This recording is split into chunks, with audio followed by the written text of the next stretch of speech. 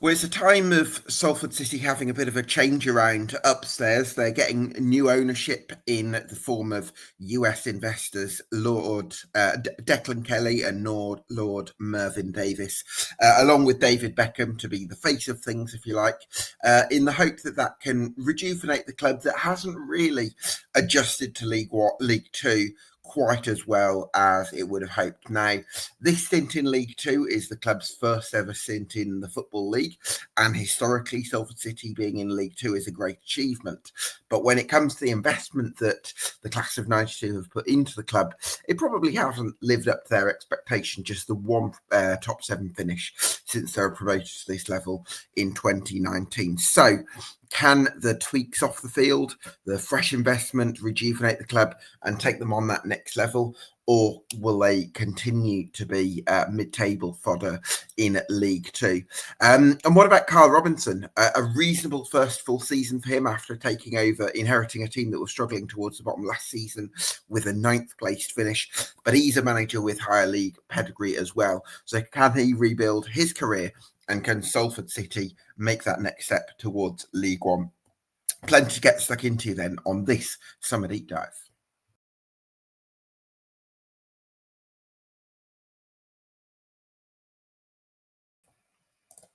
Yes, welcome along to EFL Debate. If you like what we do here, you can do us a massive favour by getting subscribed to us on YouTube and on Spotify. For now, I'm delighted to be joined by Danny Shepherd from the One Up Front podcast of Salford City and the Old Dead Tree fanzine. Danny, what's your feeling about Salford City after a summer of change upstairs? Well, I was thinking as you're doing the leading, actually, there's a lot of headline changes, but we kind of don't know. We hear about this 10 to 15 million that's being put in to steady the ship, but we've been completely clear, or they've been completely clear to say that that's not going to be a Wrexham money pump to accelerate us up the divisions pretty damn quick. I think that's just going to be to make sure that we can account for the losses we have made, and that we're not going to go bang anytime soon. That's what basically Gary Neville, from what I understood, said. So because he said that in the last 3 or 4 seasons, our budget, since we tried to really go for it, maybe the first 2 campaigns in League Two, ever since they've realised that they have to keep the losses to a manageable level. So the expenditure has been within about 100k each season. According to a screenshot I saw from somebody a few weeks ago, apparently we were the 3rd or 4th highest outlay of wages in the last few years. So the fact we've actually done that in a season when we finished 20th and last season 8th, it's quite disappointing that we're not actually reflecting our wage budget in terms of our league position. Yeah, absolutely. So, I mean, it's great from one point of view, isn't it, Danny, that the club are thinking about the long-term picture and the stability of the club as opposed to how can we win as many games as possible right now to make ourselves look good. I think it's encouraging, and I would trust somebody like Gary Neville to think like that anyway. But I guess in terms of there's change in terms of the ownership structure and percentages and things like that, do you think there's going to be much change in terms of the practical operational side of the club? Yes, I've got something for you, Gab, that only the people who read my blog will know about this. It's my opinion, but I think it'll be borne out, and it has been borne out by our recruitment so far, that we've had quite a few different recruitment models since we hit the EFL. We joined and we tried to poach players with high reputation, but were probably at the end of their careers. Didn't work. We've never been promoted from League Two. Then I think the start of last season, we were thinking, right, let's strip it down and let's go pure academy. Let's blood all these kids and see how well we do.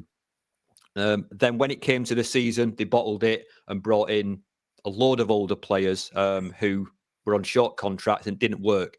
The big reveal, I think, that I'm sure I'll be right about, if you look at our 2 signings this season, Adebole Aluwo and Callum Cisse, what we've done is we've basically, rather than blooding our own youngsters, we've said to a team lower in the football hierarchy, you blood the player, they'll prove themselves with you, and we're the bigger fish, and we'll come And when we can see the stats and the sample size of data, when they've proven themselves at the early 20s to mid 20s, we're going to come and take you.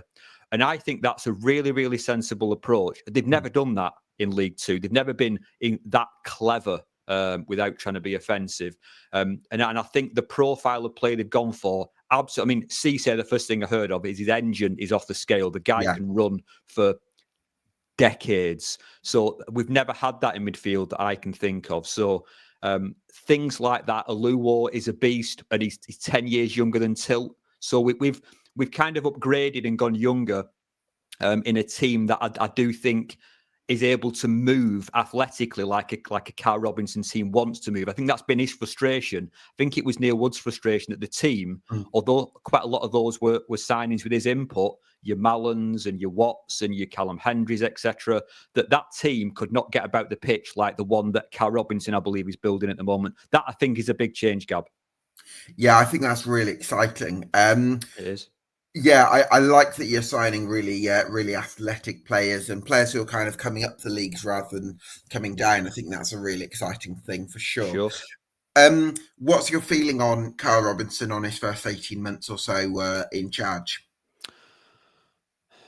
In my opinion, when you hear him speak on radio or post-match, he tries to put across like he understands and he has a reason for why things have either gone right or gone wrong. And when I've actually checked in with quite a few other clubs that he's previously managed at, they don't think that he's always as in control of the levers of performance as he thinks he is. Because his team in general, you'll know this far more than me, Gav. You're more of a rounded watcher of football than me. I'm very narrow on my own team. His teams are very streaky. Is that something that you would agree with over his career? Yes, so let me, if I go through it, yeah, so his promotion winning MK Don, I find it hard to think in terms of broadly, but in terms of, if I go slightly season by season, of course, MK Don's team that won promotion in 14-15 after several years of gradual growth, that was a very good side, I would say. They're relegated in the championship because they didn't really have the sort of the budget for that level. There are a few things, the training ground and stuff like that kind of got in the way. And then when they came down to League One, I think, yeah, they were quite. They did look a little bit stale in terms of loads of possession and not as much energy as the promotion winning side, I would have said. Yeah. And then I thought his Charlton side was quite good, but he didn't spend long there because he left quite quickly to go to Oxford. And then at Oxford, he took them over in a difficult position at the back end of the 17-18 season, slight improvement the following year, and then had a couple of seasons. I think it was 3 seasons actually being in and around the playoffs with Oxford United. I think they might have got there twice. Okay.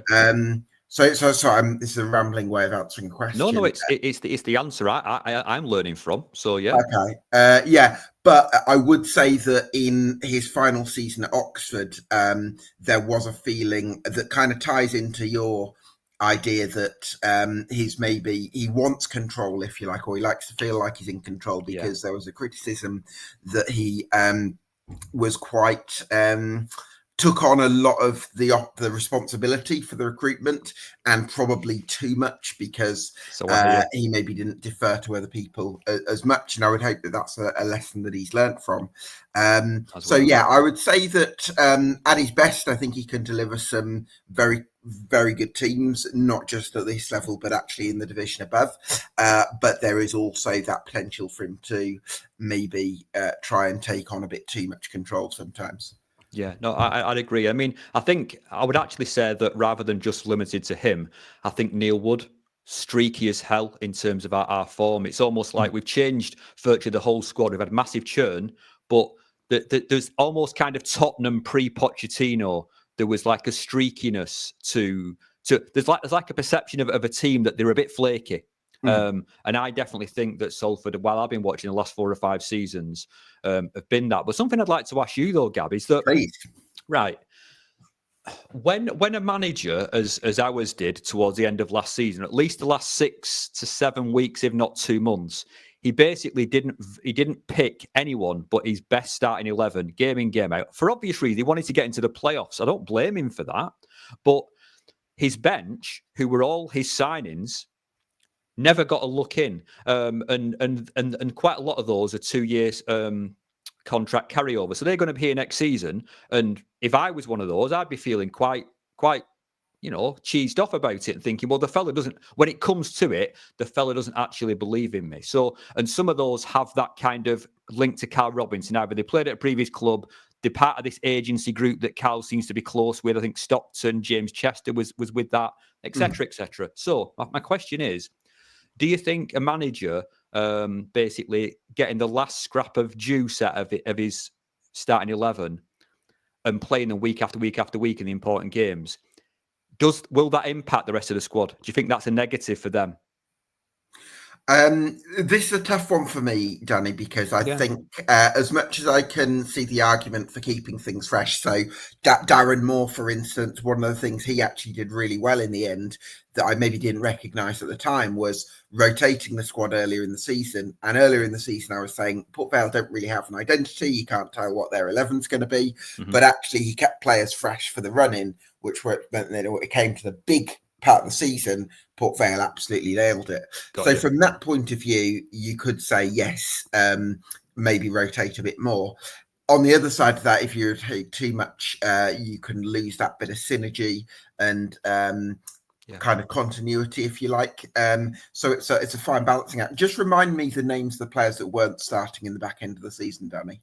Longillo, Osterfield, Warrington. I mean, all of these. Warrington was a loan. I appreciate. Edwards. I mean, please, I will not speak about Tom Edwards because I will be unkind. So I can't really go down that road because it's not fair to the lad. It's just, it's something's gone desperately wrong there. But my point is that all these players are his signings. But they're not necessarily great players, though, Danny, are they? I well, wouldn't. No. Warrington had a good season at Tranmere, I think or half a season at Tranmere in the 21-22 season. Yeah. I mean, Osterfield, I think there's something in, but you wouldn't say he's really done it over a full season yet. So I don't know.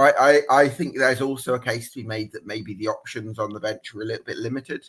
They were, but like I said, I'm just pointing the finger back because Carl is far more involved in the recruitment as he's advertised than maybe Neil Wood was. He's far more power and more kind of slam on that. So the fact that his squad is basically got a massive drop off after maybe 12 or 13 or even 11, that's on him. Because I think when you bring in players in who are just depth players and you don't really want to use, or say Longillo is a perfect example of, I've seen this for many years now, a cost-cutting measure to bring in a utility player who can play. He can play, I think he can play left back, left wing back, left winger. He can play on the right as well. You could probably stick him as a second striker, but he's not actually good, particularly good at any of those things. Conor McLennan, we did exactly the same thing. He's now in like Division 1 in Scotland.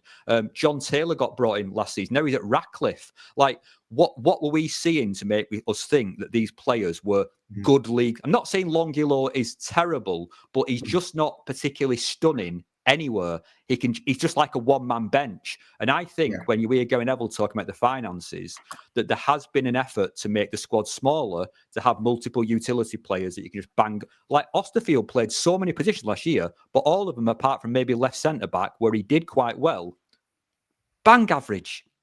Bang average. And as someone who's so fascinated, as you know, by recruitment, how can you just keep getting it wrong all the time? Haji Minoga, he's brilliant, but did they know he was that good, or was it just a fluke? And these two new lads who come in, great reputation. I hope they do well, but the record's not been that good. I don't think we're seen as a club who were very clever with recruitment. I don't know if you'd agree with that.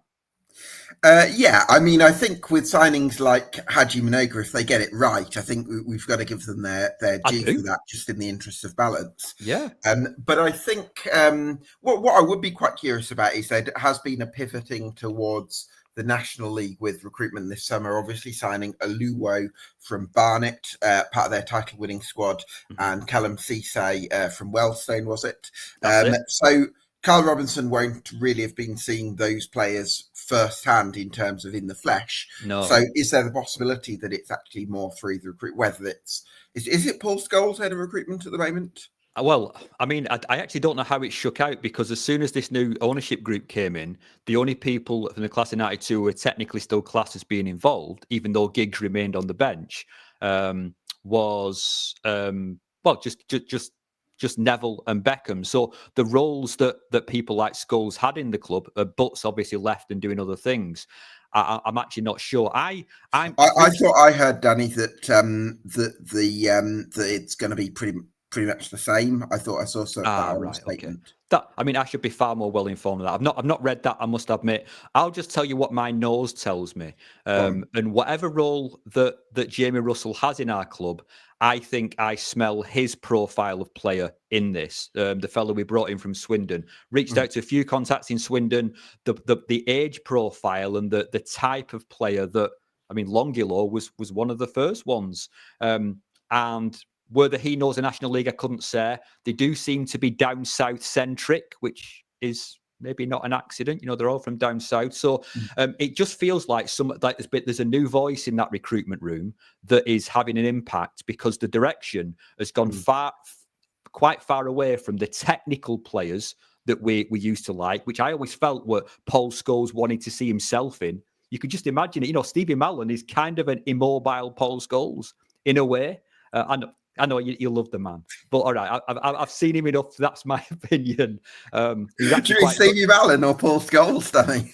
Yeah, well, when you can get past Paul Scholes' bodyguard, then we'll see. But anyway, but yeah, Stevie Mallon, the like players who had very, very good technical skill, could trap the ball, could pass the ball. Elliot Watt, perfect example, very good passing range, always had a yellow card. He's more like the Paul Scholes comparison. Yeah, he probably actually is. Yeah, he didn't score many goals from outside the area, unfortunately, like Scholes did. But there you go. So yeah, I just think now that rather than the the archetype of player is totally changed. We're going younger. We dip in a different pool, and that, as you said, if it excites you, imagine how much it excites me. I've been living on fumes with like Ethan Ingram and people like that for years, and thinking that is the only athlete this team has got. And now we've got Minoga, we had Kouassi last season, we had Fauna, except, you know, Kelly and Mai. We can move and we can get around the pitch, and that's the kind of football I want to see. And I think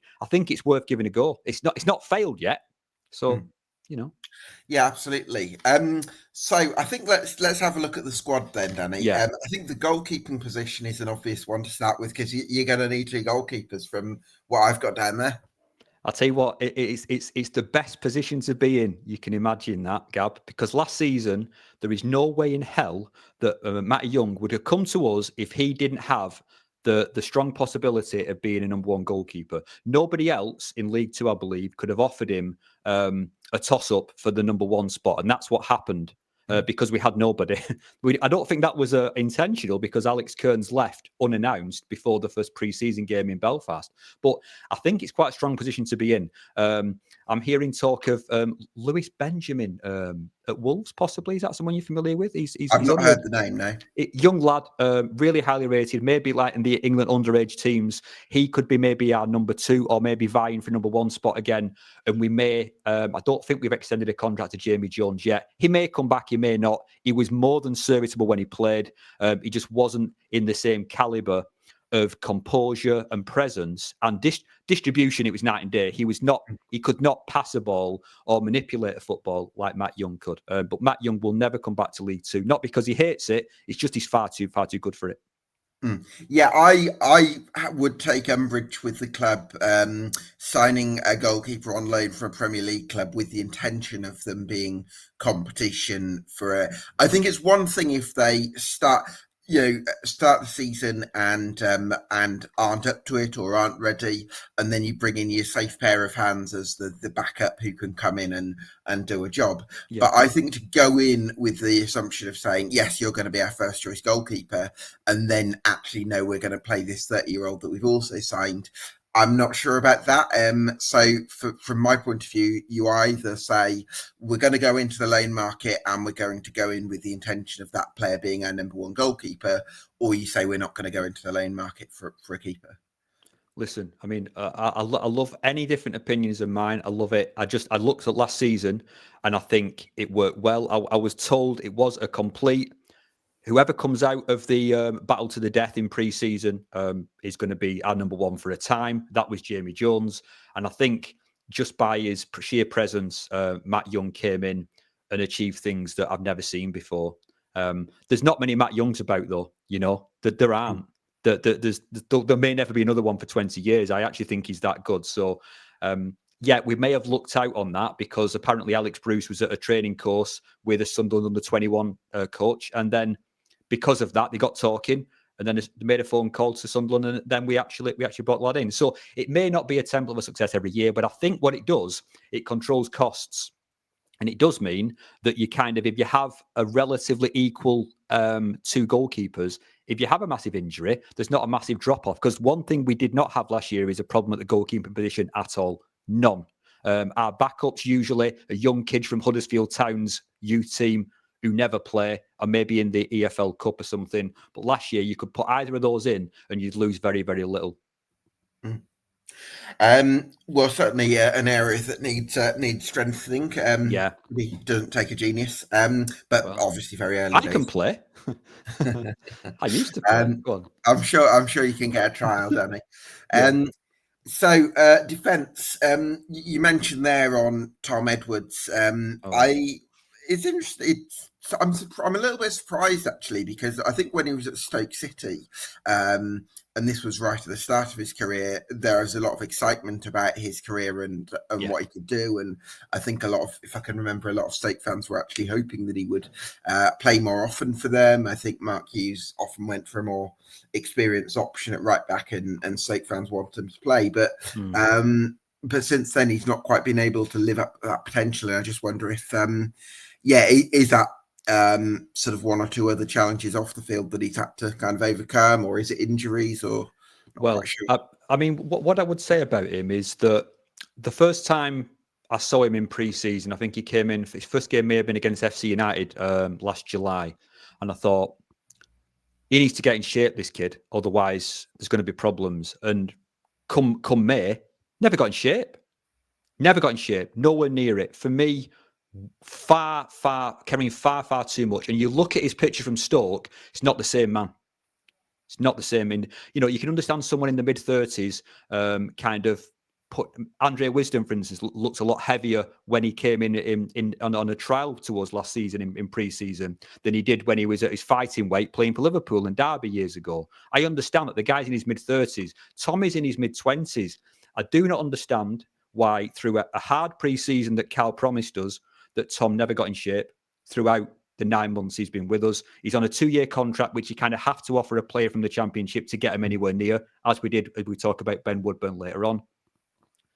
But when Tom strikes a ball, you think, that's why. Because he's got the most beautiful ball striking I have ever seen, whether it's free kicks, whether it's crossing, whether it's passes. But in a system where you're required to be aggressive pressing and you're playing high up, he's a liability. You can't play him anywhere, and he also can't fit into a back three. Just doesn't work. He can't play as a wide centre back. We tried him for half a game against Accrington as middle centre back, and the rest of our team had to play so deep it was counterproductive. He got took off. So love what he can do on the ball, but it's not a five-a-side team. That simple. It sounds harsh, but I actually said in a blog post that I put up yesterday, I think the guy will retire at the end of his contract. It seems like he's lost the love to actually train and want to be a footballer anymore. It's gone that bad. And I feel sad about that because I think going back 3 or 4 years, there was a player in there. Yeah, I hope that at some point he comes across a manager who can possibly, if that's the case, maybe revitalise his love for the game or something like that. But it certainly seems like he could do with a bit of soul searching this summer to find the right solutions. Of course. So central defence. Then you've signed Aluwo from Barnet. Now I spoke to a Barnet fan on a podcast a couple of days ago, and what they actually said was that although Aluwo did very well for them in the National League title winning season, there was also a perception that when everyone was fit, he wouldn't necessarily have got into their best 11. But I've also spoken to another National League expert, Jay from Off the Line blogs, who rates this guy incredibly highly and loves what he's seen of him. So you can take either side. I wonder what your sort of notes are from what, because you're the kind of guy, I sense you're the kind of guy who likes you and you're digging on new signings. Oh, I don't think there's a Barnet fan I've not spoken to be honest. I mean, I've been on every Barnet fans message will be like, board. how do we get this guy out? Yeah. Is it only barnet.com message board? I've been all over it. Bees Pod, I've been on to that. I've been on with those. Everybody. And I've got such a big sample size of responses that I'm very confident that you're right. I think he was third, if not fourth choice at centre back. So they must have some specimens available at Barnet. No, nothing about him. I can't pretend to do. But the fact that this guy who is, I sense he's kind of Curtis Tiltian. He is the beast. He has got a bit of the beast about him because we're not a team that, apart from our centre backs, and last year only really because Negri was brilliant, but he wasn't very physical. From set pieces, we were quite a small team. We needed someone in the air to be dominant and physical and big. And I think Aluo seems to be that, and he's young, and he seems to be quite an athletic player. And everyone just says he's lovely. Normally that means that they're quite weak, weak-spirited and a little bit too nice. This guy's lovely off the field, but on the field, he just gets on with it. Maybe not the best ball player, but to be honest, that doesn't matter because we don't play from the back. We've even with Matt Young, who could do that, we chose not to, and it was all channel balls, regains, high PPDA, trying to press, etc. So I don't think that's an issue. And if you look at our squad, he is the only specialist centre back we have. So if you've got another one on your list, please tell me who it is because I don't think we have one. No, it's interesting that, isn't it, that you've kind of gone with that play forward and win first contacts and then go from there, because it's not what we'd have associated with Carl Robinson when he first took the job. Has that surprised you a little bit? I think that, I mean, I'm not someone who's got a massive knowledge outside what I see at my own team every week. So Carl Robinson was someone I heard of. I knew he didn't like referees, which I think is just one of those things that's part of ingrained who he is. But when I started talking to the MK Dons and Oxford podcasters, they told me what he normally is like. And it seemed that when he came in and he was playing to suit Matt Smith, which kept us up in the first season. Mm-hmm. Completely understandable. Keith Hill told me exactly the same thing. All you need to do is play it simple and you will get out of this danger and you will stay up. And that's exactly what Cal did. I would say that my concern is that even though the squad has now been churned twice, although we've not actually replenished and done our recruitment yet, the outgoings have gone this season. It feels like Cal might have yet another campaign where he's not playing his own style of football. And if he's bringing in like 15, 16 players every season and not rating some of them by keeping them on the bench all the time and not being confident enough to use them and still playing a relatively direct style, I would say in his own half. When we get in the opposition half, you'll see this on the games. We play from the halfway line onwards. It stays down, intricate patterns. We love a bit of a triangle, love all that stuff. But it seems to me that either he's found a new way of playing that is this, or he's still hedging his bets that he doesn't want to repeat the mistakes that he inherited, which was us trying to play it from the back, which tends to, if you start to look at average positions like I done of Neil Wood's teams, he would have 7 players his side of the halfway line because he needed short passes to be able to weave our magic through the field. We ended up being stuck in our own half. Carl doesn't want that at all. So I don't know if it's an evolution of Carl or it's still not got his perfect team yet, but at some point we're going to have to call time, not to sack him and just say, is this how you want to play or are you still transitioning to it? Last year was definitely a transition. Maybe this pre-season will tell us, is he going to be more on the floor orientated or is it still play the percentages and push up? Don't know. Yeah, I mean, I think the fact that your first signing is a centre half who isn't a ball playing centre back necessarily would suggest a continuation, and maybe there's been a bit of a Sam Allardyce influence on Carl Robinson from his time as an assistant at Leeds. So Luke Garbutt then, Danny, previously in his career, you'd have very much thought of him as a left back. How's he found that sort of step across, I guess, into left centre half in a back three? Okay. Well, I would say you get less crosses from him, but I actually don't think he's that good a crosser, to be honest. I think he doesn't seem to be, I'll class him as an imprecise crosser because I don't think he's got the leg strength or something to actually hit a precise cross at full pace. If it goes full pace, it's inaccurate. Except I could go on about that all day. So he doesn't get forward as much. Not a problem for me. But the great thing that he does, and this is what I will give Tyrese Forner an ounce of credit for once. I will do it because he was our left central midfielder in that 3-1-4-2. Any time that we needed to push up, our wide centre backs, especially on the left, would be given license, Luke, to push up almost to halfway up into the opposition half to press the ball high. And Tyrese would drop back because I think he's less of a defender than he is a body to just stay back. So I love the fact that Luke is allowed to be an aggressive front foot, aggressive defender, because that's what he wants to be. Neil Wood did not want that. It was a very passive system. Back off, jockey, got balls in your net. It's no good. And as soon as Cal came in, Luke Garbett turned from a fan. He was hated. He was absolutely hated by the team because he looked so bad, because it was almost like, and Curtis Tilt to a similar extent as well. He wasn't allowed to play aggressive in Neil Wood's system. As soon as Neil left, even when Simon Wiles came in for the interim and he said, just play to your strengths, guys, Luke came alive and Curtis Tilt became much more of a natural defender. So Luke is great, Mr. Consistency. If we didn't have the otherworldly Osama Ashley, I think he would have been a contender for player of the season with Luke. Definitely. Everybody loves him now. Wow. Nice. So yeah, no real question mark about that left centre half spot then. Okay, lovely. So moving on to right wing back, which is the deepest area of the squad in terms of options, Danny, because whereas in most positions you've only got, if I'm mapping the squad out as a 3-4-1-2, you've only got one player in 1, 2, 3, 4, 5, 6, 7 positions. Right wing back, you've actually got 3 potential options, and Junior Luamba I'm classing as a right winger, but he doesn't really fit into this formation. He's not coming back. But yeah, okay. I appreciate he's in the squad. Yeah. So Chester, Longello, and Haji Minoga. So we'll start with Minoga. Do you feel glad that looking like a good signing from Portsmouth? Unbelievable. Just how if he stays, I'm not saying he's rumoured to go. If he stays, then we have absolutely got a banker, whether it's at right centre back, where he'll be playing if Liam Shepherd leaves. I don't know what Liam Shepherd's contract situation is at right centre back, because he played there when he was off the injury treatment table, which was unfortunately quite regularly.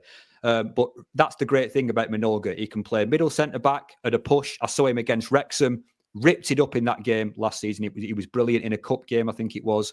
Or he can play right centre back, or he can play probably most effectively as a right wing back. Because when we were in our really bad spell last season, despite the fact we've got Hakeem Adelakan and we have Kouassi and we have Ammies, and we have all these players, our main attacking threat in a lot of those games was Haj Minoga. What a guy.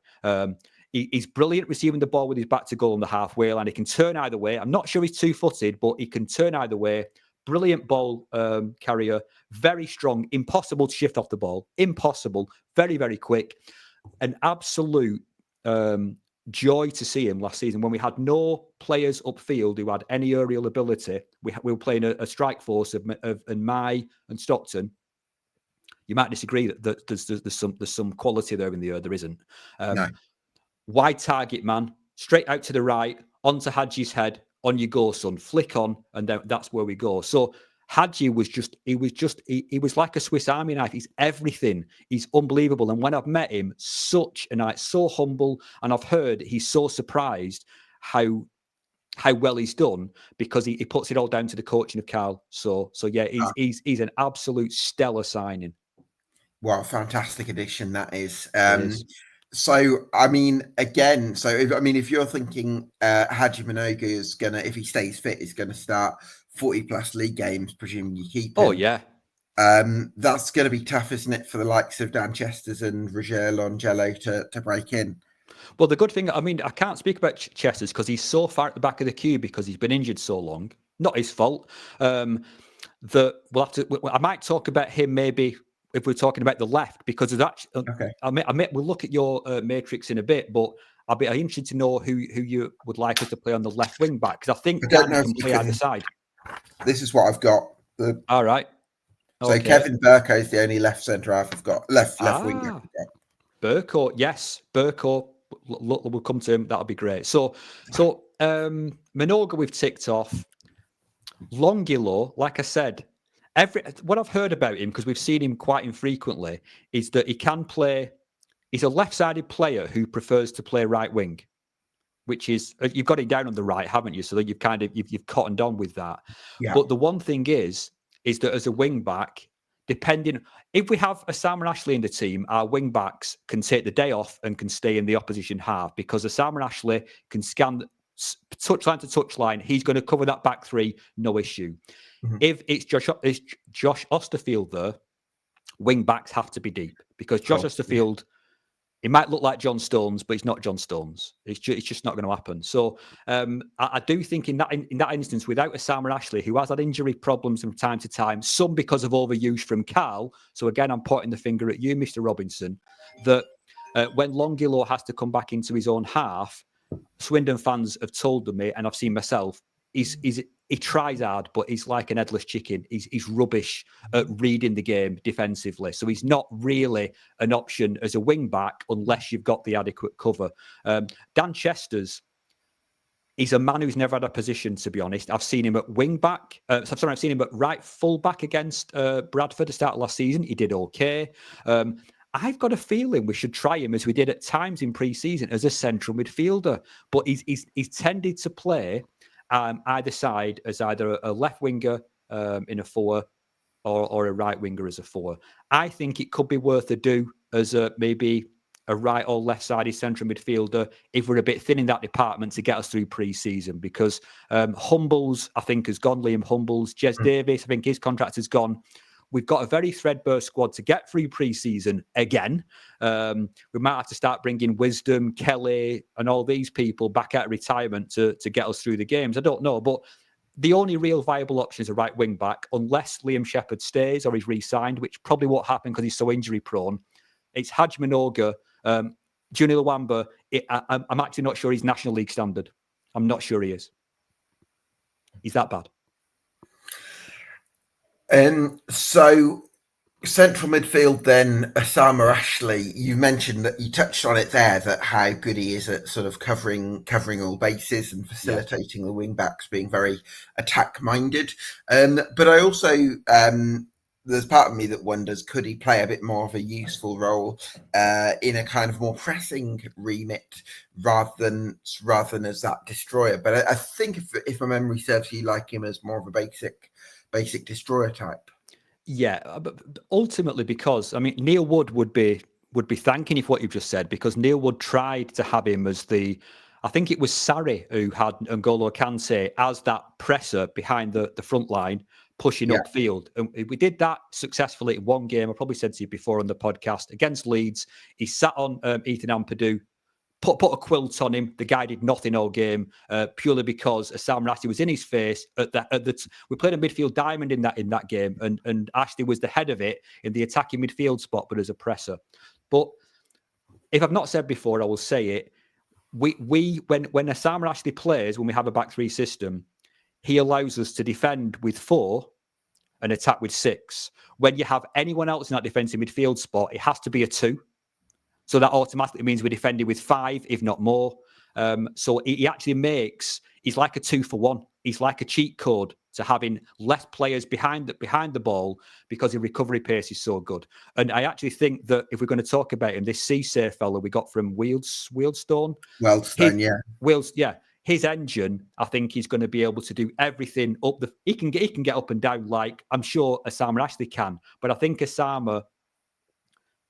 his patrolling, because the thing is, we don't even have to defend with 4 because the wide centre-back can move up on either side. Shep would do it and join and create a bit of a triangle on the right side, or Luke Garbutt would do that on the left. So we're defending with tilt and Osama Ashley. So defend with 2, attack with 8. That's how important he is. Honestly, it's. I don't know how highly you rate the guy, but I cannot speak highly enough of him. No, I'm delighted because I know he got some great reviews from Colchester United fans. Yeah. I think it might have been the 21-22 season. And then he went to Salford and maybe didn't. Well, he struggled with injury, didn't he? For He did. He had a at heart least one defect. season, Yeah. if not two. And then, so I'm delighted that he's sort of come back and found that consistency. So again, I suppose one thing I would be curious about, Danny, is you've got Callum Cisse coming in from Wealdstone, and I'm just wondering, he's another one that's got an incredible engine. Yeah. You've got Osama Ashley there. I'm just wondering if they played together, and let's say it's a central midfield pairing in a 3-4-1-2, although it might not be that. Okay. Yeah. Do you need somebody who's a bit more of a playmaker type in there as well? Right. If we had a Sam Ashley sat on this podcast with us, he would say, "I can do that, guys." No, you can't. You think you can because you were at West Ham Academy, but you can't do it. The typical Sam Ashley phase of play when he's on the ball is try to dribble past someone, gets tackled. He tackles them. They tackle him. He tackles them. It's not a positive phase of play. He actually thinks he's very good on the ball. He may have got 1 or 2 assists last season, but that's not his strength. His strength should be like what Kante did. He wasn't a good passer at all. He never learned how to pass from what I saw from Kante. He tried, very good professional, but I actually think that, as you say, if we were to have, I don't know much about Cisse's ball playing. I do think, as what you've said, has been echoed by fans who've talked to me, and they've said that needs to improve, but he's very, very coachable, like a very, very eager player to learn. There isn't a, dare I say it, Tyrese Forner who could pick a pass. There isn't a Ben Woodburn to pick a pass. But then again, in that system, I imagine you're playing Ben Woodburn in behind the front 2, I believe. Yeah. Yeah, I thought you would. Yeah, well, we can talk about that later on, but yeah. Yeah, so Kevin Burko then, left wing back with possibly Dan Chesters as another option there. I'm wondering if you're going to be looking at a Premier League loan for this position, somebody who can provide that bit of pace and flair on the left-hand side to complement Minogue on the other one. Yeah, you know, a player I've always loved, and I don't know how well you know the National League. I'm sure you know most football very, very well. I've always liked Oldham's Mark Kitching. I've always liked him. But they've just come up.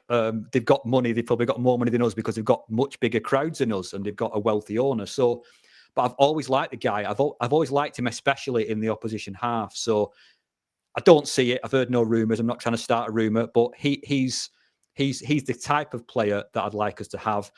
You probably saw that we played Hakeem Adelakun more often than not there last season, which was, he got quite good stats from there, but he's so defensively not bothered that you couldn't get away with it. And luckily, like I said, we had the Osama Ashley backstop who could kind of shade over to the left and cover that space just a little bit better. How was Garbutt dealing with that side of things as well in those 1v1s? Garbutt was fine, but I felt so sorry for him because he either had Tyrese Forner, who was away with the Furries, or he had Hakeem Adelakun, who really didn't care to come back into his own half. That he had to deal. They were his defensive unit. And that actually meant that people running off Garbutt because other players weren't tracking the men. So it's not like having Osama Ashley and Haji Minogue as part of your defensive unit. It's not quite. You've spotted it, yeah. I'm an intelligent lad, Danny. I know. You've got it. But the thing that I'm most worried about, there's been a lot of good news this season. I was waiting for the Haj Minogue secret contract extension to be announced. I knew about it ahead of time, did tell people it has happened. We did actually make sure that he wasn't leaving for free like Elliot Watt. Same with Osama Ashley, secret extension, triggered, staying. But what I'm worried about most is that I think we've offered Hakeem Adelakun another contract. And I just don't want to see him play for us ever again, because I think his body language and his on-field attitude, I'm not talking about his skill, don't like it. He doesn't appeal to me, and it's something I would rather move on from, because he's actually not a striker. I don't know if you can tell me different. He may have played there in other teams, but I think he played in a 4-2-3-1 at Doncaster on the left-hand side, which we don't play. So in that 4-2-3-1, I imagine he had very little defensive responsibility, but in a wing-back spot, he does. Yeah, of It's course. just not a fit. It's just not a fit, and he's just too casual. Stop sloping around. Get moving, lad.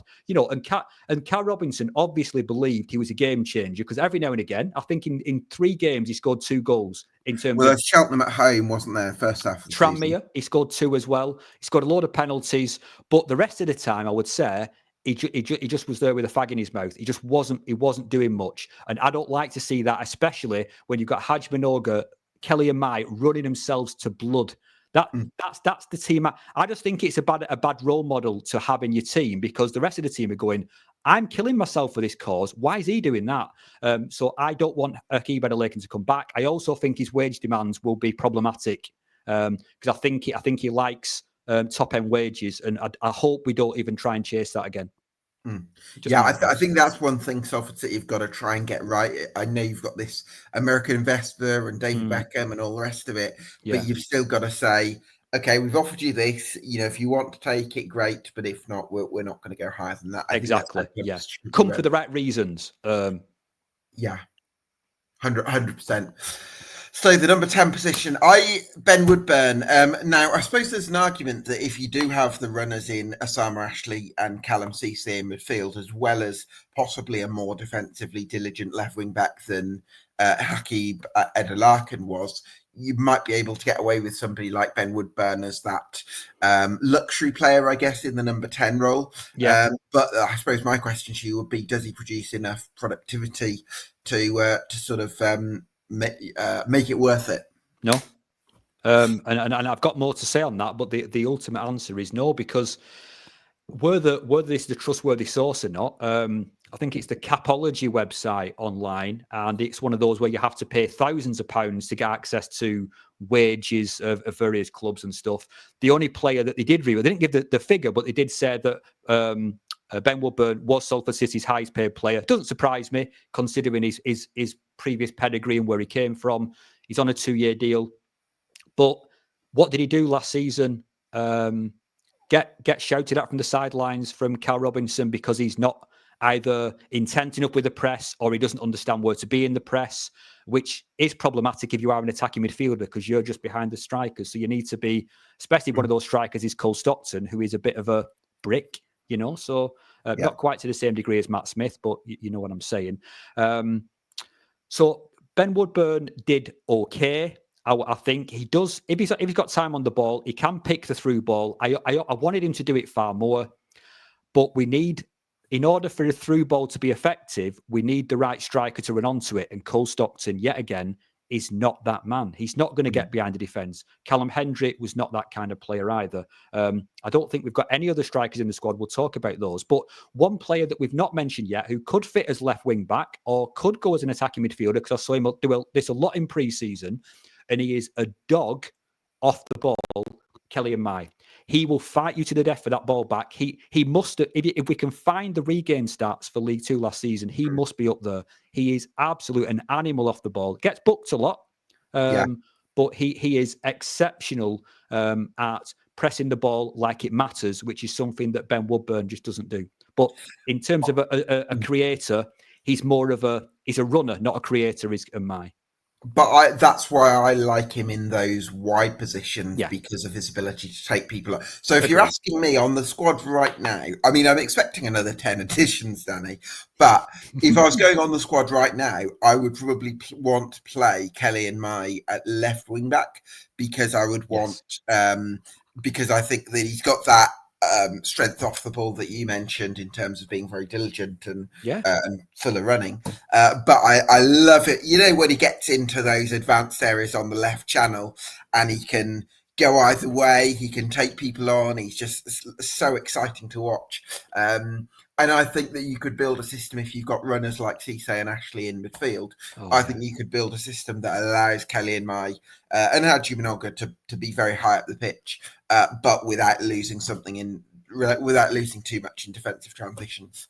Agreed. I mean, Ryan Giggs has talked about the profile of what he wants in our wide areas, regardless of system. He said he wants one on one side a defensive specialist, but thankfully Minogue can be an attacker as well, and one who's more attacking, which is Kelly and Mai. So that balance, if you want to call it, it's a bit asymmetric, but it could work. And I just think tenacity wise, intensity wise, and work ethic coming down both wings like that, that's going to spread the defence. And that will leave room for runners in the middle, whoever they happen to be. But yeah, I've seen we actually outpressed a very poor Everton team, I would say, in pre-season with a 2 number 10 system in behind. I forget our striker, but we had Conor McElhenney, who I think is out of contract and gone. But he can be intense when motivated, which wasn't often, but it happened. And Kelly and Mai just sat on their defence.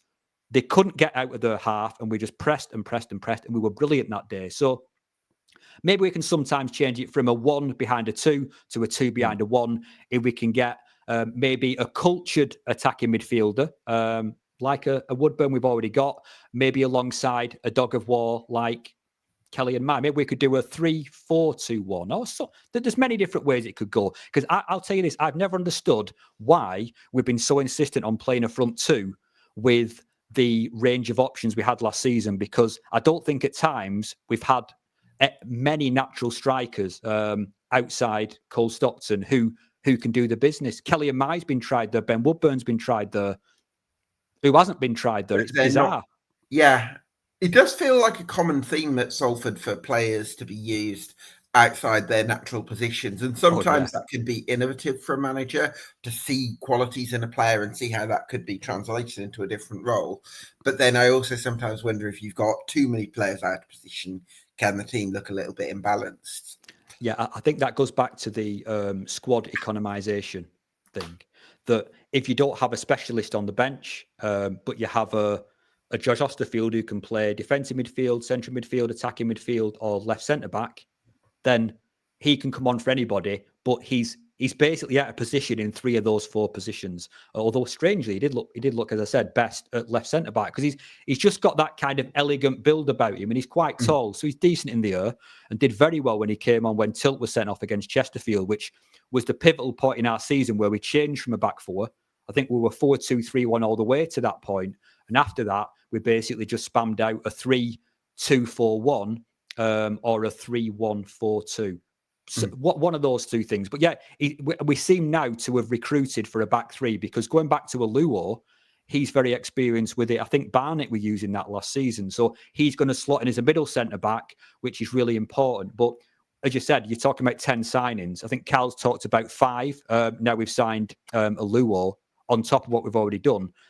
I would say at least 1, if not 2 more, because we got away last season by playing 1 specialist centre back in a back 3. That's a risk. I think that's a massive risk, because not a lot of teams do that. So I would like to see more beefing up the back line as the season goes on. Yeah. Yeah, absolutely. Cole Stockton, then, Danny. Yeah. I think he's one that I think Carl Robinson will probably keep faith in him to some extent, but whether that's the right decision, I'm not entirely sure. Well, I mean, he may not have an option, because things got so bad at one point last season, probably before our good spell in December, that I was convinced, and so anyone who would listen, I may even said on your podcast, on your channel, that I think he's going to get loaned out. I think he's been such a disaster because his effort looked below par. His goal tally was poor at that stage. And the fans just absolutely abhorred the guy. And that's actually not changed very much, despite the fact he got quite a few goals. So there's something about him that it's just not really worked, because, again, he's another one, because our team worked so hard, people are going, why Stockton just stood there playing with his hairband? It's an odd one. But I remember talking to, I forget, is it the Morecambe commentator? Dave Salmon, yeah. And to be fair, I understand, because from his position, he was looking at Cole's goal tally and saying, how can you not be happy with Cole? But it's not just me, it's all of us. We know he's a good finisher, but in general, he doesn't contribute to the game. And I'm not sure he did better than Adelaide. I'm happier with him than that because he had games every now and again. Notts County, he was brilliant. We deservedly won that, I think 3-0 at home. And then he also pulled out an effort of nowhere, a physical effort against Barrow. But the fact a player chooses when to turn the effort on and off makes me sick. I don't like to see that because I think, well, you're being paid the same this week as you were last week. What's the difference? Get out there and do your job. If he couldn't compete in the air and if he couldn't actually outmuscle players at all, then I understand that. But he actually can at times when he has the fire.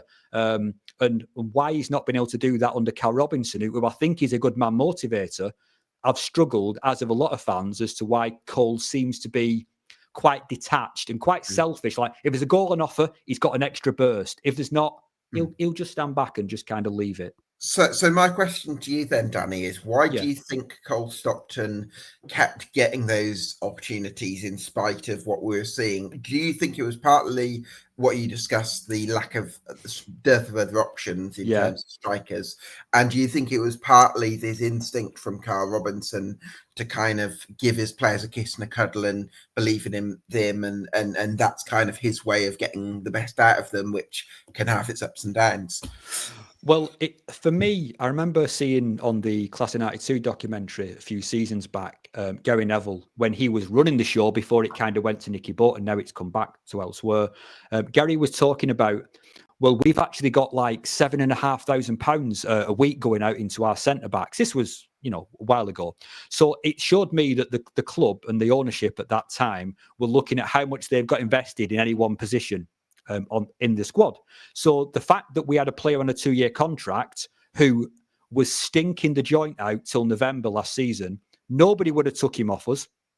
Marcus Dackers was probably a more popular option than Cole Stockton at that stage. That I think he had to make it work. The guy's on a 2-year deal and probably on decent money. So there weren't. Kouassi came in, and in fact, I'll tell you this: that Kouassi, I am reliably informed, was promised, although all Cole Robinson players promised to be the number one. I think he does that with a lot of people. That's just off the record. I think you're my number one.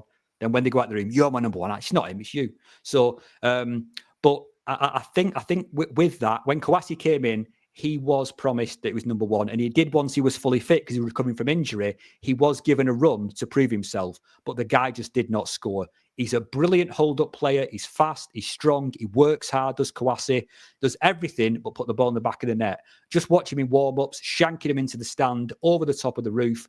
That's the part of his game he struggles with. But Kouassi was supposed to be, if you look at our deadline day signings, Frankie Okonkwo, Hakeem Adelaide and Killian Kouassi, all three, you could play as strikers, more or less. That was in response to Cole Stockton's poor start to the season. So we tried to replace him, but it just didn't quite work because Kouassi wasn't good in front of goal. Adelaide is probably even worse in the air than Stockton, so you had to be out wide. Frankie Okonkwo was too raw. So Cole Stockton, everyone else just fell away. Yeah, I half agree with you, and I have sort of semi-sympathy for Carl with that. But I'm a big believer that if you want to build real foundations at a club, the core foundations that you can really build something sustainable over a number of years, you've got to start with a code of conduct of what is and isn't acceptable and set standards as a club. And this is one thing. I think Carl Robinson's a brilliant technical coach. I think with individual players, he can be very good at motivating them in unique ways that other coaches who might be more rigid might not be able to. So I think he's got that going for him. But when it comes to this sort of code of conduct where, if you're late for a meeting or if you're not pulling your weight in training or if you're not running for things in games, you're not going to play for me. I don't know if Carl has that in his locker, and that would be, for me, one thing I want to see next season, and I don't know whether I will see that next season, is a bit more of a clearer boundary, because I think that's what's necessary for Salford City to make that next step. Oh, Gab, you have just killed it on that. You're absolutely right, because this is the Arteta non-negotiables. This is what it is. That Hakeem Adelaide body language on pitch and his lack of defensive care should have meant he was, and at times his lack of offensive production should have meant you're dropped because you're not doing it. The squad wouldn't allow that because of it. Tyrese Forner, exactly the same thing. You can only dribble forward and back like a crab so many times before the crowd go to sleep, and you lose the ball, or you pass the ball backwards, or you start mouthing off at a teammate because they're asking you to release the ball earlier. Them two on the left-hand side drove me wild last season for that exact reason, that they did not play to the same principle of Minoga and Mai and Negru and the rest of the crew. There was a happy ship that had a few bad eggs. And I would actually put Cole Stockton into that bad egg, apart from maybe 3 of the 40-odd games he played in. So, yeah, I think we need to have a bit of a reset and have the non-negotiables of, but not just be able to say it, to have option in the squad to say, you are dropped and you're not coming back because of that, unless, you pick up your things. So, Adelaide and Fauna should not have played as much last season as they did if we had options anywhere near their caliber to replace them, and we just didn't. So, looking at the squad then, in terms of the players to build around, I think that you want to build around 11 along with Aluwo. I think Minoga. Yeah. I think Garbett. I think Cisse, Ashley. That's probably it for me. Yeah. And Mai, have you said a Mai?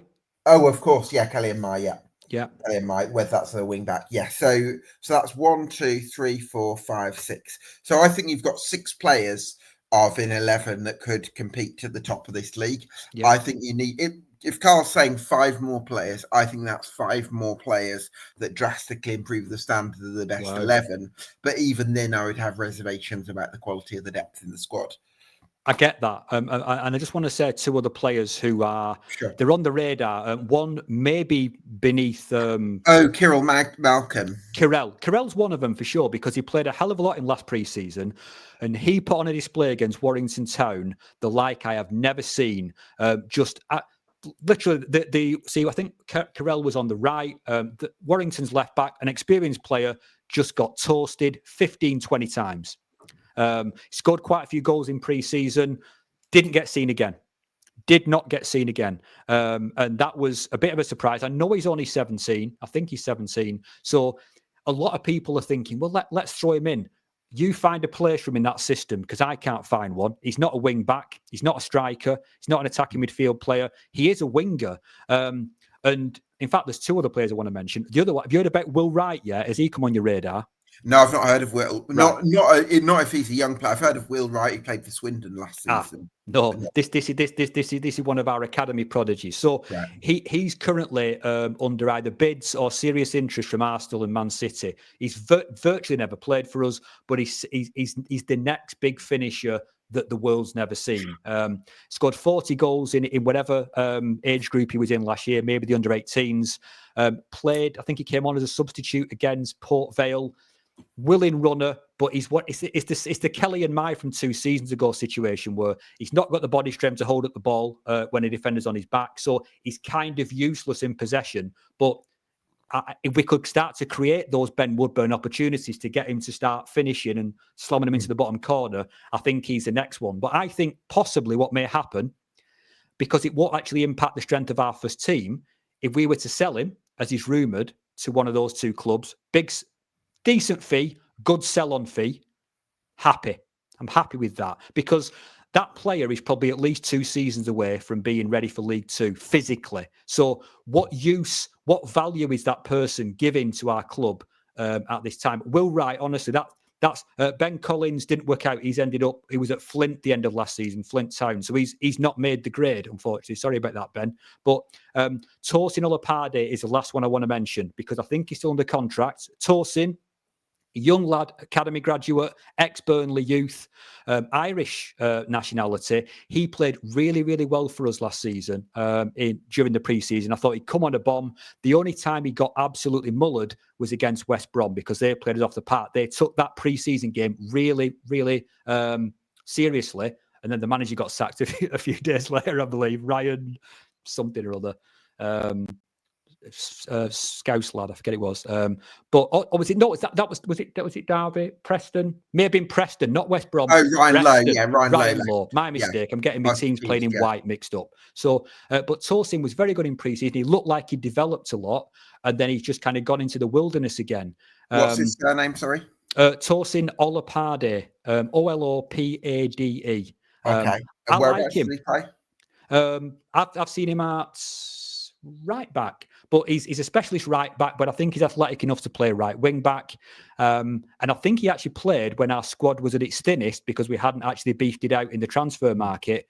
Yeah. I think he played our first game maybe against Port Vale or Doncaster. So he's had a It few. could be a loan for him, Danny, because at the It moment, could right be. wing back's looking like the strongest area of your squad. So, if it was another area, you'd think a good pre-season and he might get a fair wind. But at the moment, I think he'd probably be a loan National League North kind of level, I'd have thought. I know. And I'll throw one last player in that I'm hoping comes back to us because it was a season of two halves for Stefan Negri because he came in, lit the world on fire, 9 out of 10 until the end of December. Absolutely incredible. He got recalled by Oxford, went back and sat in their reserves for a little while. Then he came back to us because he wanted to come back and play because he really enjoyed the atmosphere and the camaraderie amongst the team. When he came back, he got a bit of a facial injury, was wearing one of those masks, never quite recaptured his form. So if Oxford were keeping an eye on the ball there, they may think, actually, he needs a bit more seasoning, even as low as League Two. So if he could come back to League Two and we could maybe have him as the right-sided centre-back alongside a Luo, then we've got Garbutt as the left. Then we've got Minoga, right wing back. This is a team. This is a team that can dominate. That's a team that can do things. But it's a bit of a dream because I think Negri is very, very, very highly rated. We wouldn't be the only team going after him. But everything I've heard is that he loved it so much at Salford. It's not impossible he may come back to us for at least a portion until maybe January next year. Interesting, yeah. Yeah. So expectations for next season then, Danny. Wow. I imagine that you don't get David Beckham with a more public-facing involvement in a football club if you're planning to sit around in mid-table in League Two. So certainly internally, I imagine the expectation is quite high.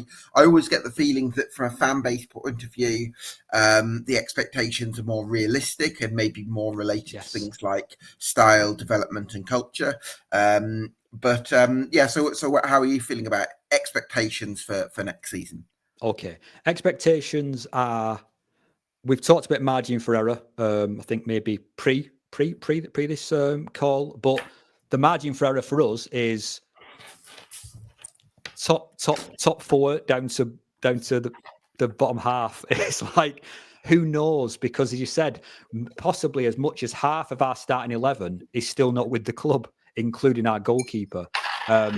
So it really remains to be seen as to how that would work. And you're right in terms of that. I think the ownership are far more, we have to get promoted. And they say that every single year on all platforms you care to listen to. But the actual fan base are like... I think it can be a double-edged sword, that, Danny, because I think it basically puts pressure on... I think it comes into this conversation around the management style because it puts pressure on hitting the numbers straight away as opposed to gradual progress. And again, this is why I say the three categories: style, development, and culture. I think there's a speaker, going slightly off football for a moment, there's a speaker called Simon Sinek who says sometimes businesses struggle when they compromise their core principles in order to hit the numbers today and make the numbers work and say, look, we've achieved this. And actually you're falling behind in these areas and that's going to catch up with you in the long run. So I think it's great that the club are ambitious, but also you've got to make sure that that the whole package is there and you don't try and run before you can walk. But having said that, I do like what I've heard from Gary Neville because it does sound like he's a little bit realistic for this summer. I'll just temper the. I thought it was great what you just said. Actually, I want to come back to that. But what Gary Neville did say at the only recent fan forum was that if we went up to League One, not saying that he's telling us when that's going to be. The hope is very, very soon. He says, "Oh, we'll pack this ground, no problem." And when he said that, I looked around at everyone, and everyone just went. And that for me shows that Gary is detached. he must be seeing the average crowds, and because as the fanzine that you can see referenced in my tagline, I sell that every home game alongside other people, so I see who our fan base is. A lot of those fans are not Salford fans, and I don't mean away fans. I'm talking about United day trippers who are coming for a weekend. If United have played the day before, they'll stay over, see if they can get a bit of a flash of Ryan Giggs or whoever else at the ground. So honestly, I don't know if I could say 10, 15%, but a hell of a lot of these Scandinavians, Northern Irish, Portuguese. So our actual fan base, our core fan base, is below what the figures are already saying it is. It's way below, because a lot of these people are coming and boosting the merchandise sales and the ticket sales, but they're nothing to do with our club. They are not regular fans. So the idea that we would get promoted from the fourth to the third tier and suddenly start packing out and getting an extra 3,000 fans reliably. How can you think that? I actually lost a lot of respect for him when he said that, because I thought, I don't know who's telling you that, Gary, because it's wrong. What do you think, Gab? Well, it's if I'm putting myself in the position, let's say you're right that a portion of the gates are Salford people who are Salford curious, if you like, who are of, for the reasons that you mentioned. It's probably not going to make a huge difference to the day trippers whether you're in League One or League Two, is it? It's like, quite like to see Paul Scholes, wouldn't mind taking in a game. But if you're really a Premier League Manchester United fan, you're not really going to make a difference whether it's League One or League Two. So, yeah, I probably would share your skepticism on that issue. Yeah, and then how do we actually juice more of the local community who actually can come to games regularly? That's how do we motivate? How do we activate that button? That's what I don't think anybody's figured out yet, and I'm not saying I can either. But going back to what you were saying before, though, Gab, about I actually would say the way I would put it is when you were talking about the quote from the fella you talked about, Simon Sinek, yeah. Yes, is that I think that for several years now, Gary Bowyer is an example of this as our manager. Matt Smith is an extreme example of it. Cheat codes. Let's sacrifice our vision to hit the numbers. Matt Smith, they believed, probably it didn't happen, but it could have worked. Matt Smith we have to play long ball to him. We don't want to do that. We're going to bring in a manager who'll make this work. Well, Gary Bowyer preceded him, but you take my point. Gary Bowyer was against the vision of what I think the class of 92 wanted to play. The attacking football, the energetic outplay, outrun, never happened under Bowyer because Gary Bowyer does not play like that and never will. So fair play to him. But Matt Smith, another cheat code. Let's get us out of this league and then we'll start playing like we want to do. But it's been cheat code after cheat code after cheat code after cheat code. But now, I honestly think that the promise, as I said earlier, the ownership have been promising that our academy is going to be the foundation of our first team. And I think now these two signings, the Wealdstone lad and the lad from Barnet, that's the model, because you cannot. We cannot allow ourselves, especially with this new ownership, to take 3-4 years to blood Carell Malcolm, Will Wright, and all these people into being the type of players we want to get out of League Two. We can't wait that long. We need to get off the shelf ready mixes like these boys from the National League. So I think that they are a sign that we're trying to accelerate the project, but in a way that I think sensible. I think the academy next season is not going to get a look in. I just don't see it. They'll go out on loan, and that's fine. That was maybe something they wanted to do, but I don't think it's realistic, because if we just pop them in the team alongside the squad we've got and don't strengthen around it and don't bring another 5 players of starting potential, we're going down. So the project has not only failed, it's actually gone in reverse. So I think the academy now, the idea that Salford are a team that are going to promote from within, look at our minutes per player. I think the fact Liam Humbles has done well, I think, in the National League, and has still been released, probably shows that the academy isn't, because otherwise, what more really can Liam Humbles do? I know. But so yeah, I think it's difficult. It's clearly a difficult time for the academy, for sure. It is. I empathise with the fact they want success. It's not my neck on the line. It's not my money. I mean, I want the club to survive and do well, and I want to enjoy my time watching there. But how they choose to run it, is their business. But I just like what they're trying to do. I think the National League is a very good pool for us to draw from, and it'd be interesting to see if our next few signings echo that, or whether we start getting, say, John Taylor equivalents again and starting to bottle it, so to speak. So I'm doing my 1 to 24 predictions in late July, Danny, and one of my processes for that is marking each team out of 10 on 14 different categories that I think are going to determine their fortune. So I'm going to throw a category at you, and you give me a number between 1 and 10. Starting first category is ownership. 9. 9, okay. Infrastructure. 7. 7 for infrastructure. Budget.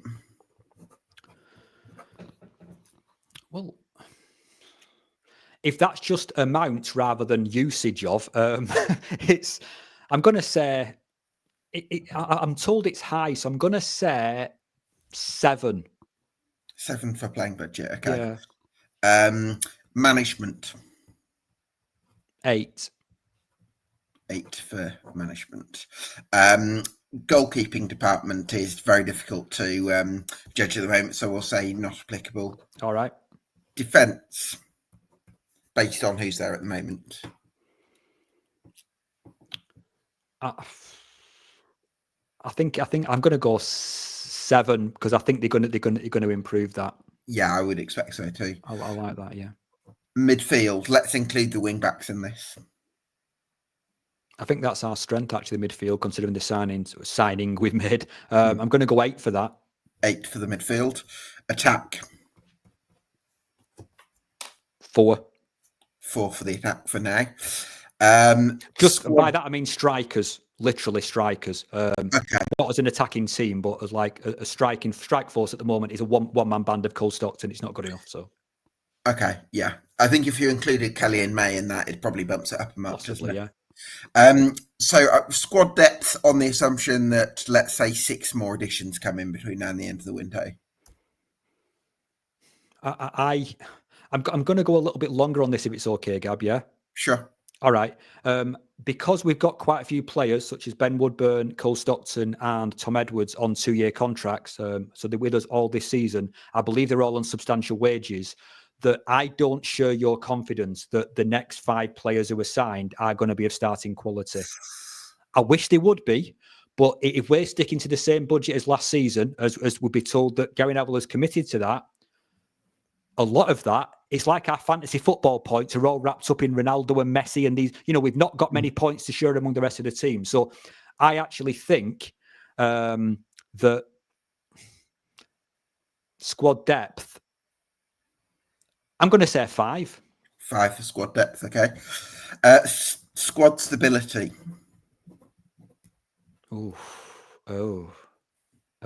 Same, 5. 5. Growth potential. 8. 8 for growth potential. Team spirit. 9. 9 for team spirit. Yeah. Fitness. 9. 9 for fitness. And quality. Well, I'm gonna have to go with 5 because of squad depth, because I don't think you get through a season with 11 players. So I'm gonna go 5. Okay. All right. Nice. Well, that's helpful. Cheers. Pleasure. So a few final questions before we wrap up then, Danny. First one is, what's the biggest reason to believe in Salford City right now? That they have stopped doing the same maddening recruitment. Let's sign high profile players from higher divisions who have failed. They're actually bringing players up from lower divisions of the right age profile who are all in I won't say they're the best players of the teams we've taken them from, but they're almost universally highly rated by everyone I've spoken to. So they've got a very, very good chance of doing well. So I think they've actually realised what was going wrong, or at least one of the things that was going desperately wrong, and they look like they're trying to fix it. What's your biggest reason for doubt? I still don't think I've seen because Carl Robinson has been has basically come in and done a patch it job in season 1, a transition job in season 2. I'm not actually sure what season 2.5 or 3 we're about to go into is going to be. So I would love to be able to be Nostradamus and predict, but I'm not even sure he knows what he's going to do, because I think he's proved, and the thing I love about him is he's very, very adaptable. So if it's going wrong, I think he'll shift it around. I'm very, very unsure as to what this season will hold. But if these players make the impact and we start to get a few more of this ilk, I think we could be very strong, because I've said we're very fit, and I think we're a very motivated side. So pleasurable watch. Pleasurable watch, I think will be. Let's hope so. And then my final question is, too early for a prediction, but what's your general instinct? What's your gut telling you about, how you're feeling about next season and what could be on the cards? I am absolutely beside myself, genuinely, with excitement of the pre-season. I've seen the games we've got. Can't wait to go to Chester. Can't wait to go to York. Cannot wait. Podcasting about it, analysing it. It's going to be something new. We've got a whole new set of players to rate. So I'm not going to be as bored as I was the last month of last season, where I'm thinking, I've said it all about Tyrese. I know he ball hogs. It's going to be new stuff, new material. So I'm excited about that. And I've never seen us have a midfielder with an engine like this one. Asam has one, but he uses it defensively. This guy, I think, can be in 2 places at once, as if he's from a Star Trek episode, I think Callum C says. So that could transform us. And I don't think he's got any of the natural drawbacks that I've seen with Tyrese Forner. So I don't know what the question was, Gab, but I'm excited as hell, man. Really excited. Well, that's great to hear. Listen, Danny, it's been such a pleasure to chat about Salford City with you. Really appreciate your time and insight. Always look forward to these. Thanks so much. Thanks so much for watching, everyone at home. If you like what we do here, you can get subscribed to us on YouTube and on Spotify. And we'll see you again for another Summer Deep Dive next time.